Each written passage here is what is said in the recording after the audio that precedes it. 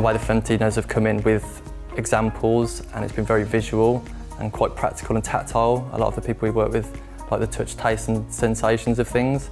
So it's been a good match really for people with SEN.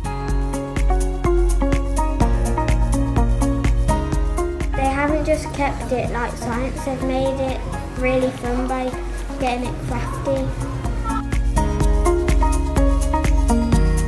I think what makes it accessible is the range of activities caters to lots of different needs and interests as well.